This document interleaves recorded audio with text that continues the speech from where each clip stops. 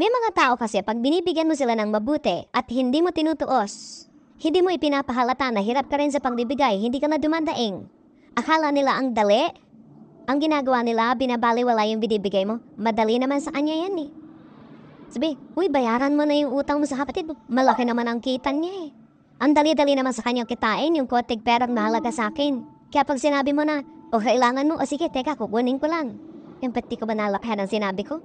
Magsisisi pa. Tapos babaliwalain niya yun. Ang dali-dali naman sa'yo yan eh. Baliwala naman sa'yo yung binibigay mo sa akin. Mayaman ka naman, malaki naman ang kita mo. Yan pa ang problema sa mga tao na binibigyan mo na hindi mo ipinapakita na nasasaktan ka habang nagbibigay ka. Akala nila gano'n lang kadali, binabaliwala tuloy, mamaya obligasyon mo na. Kaya tuloy yung iba, nadadala. Nandito yung hipag mo, umuutang ng 10,000. So ano sasabihin mo? Bumalik ka next week, mag-iipon ako, gagawa akong paraan. Kahit nandito na yung 10. Paano pag inilabas mo agad? Abusado na.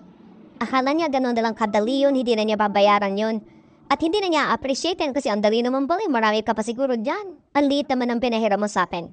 You know, these people who are borrowers or recipients who are not good at heart make other people who are good bad. Tayo rin ang nagtuturo sa mabuting puso na sumama. Tayo ang nagtuturo sa mga palambigay na maging maramot din. Kung hindi mo binibigyan ng halaga ang ibinibigay sa'yo.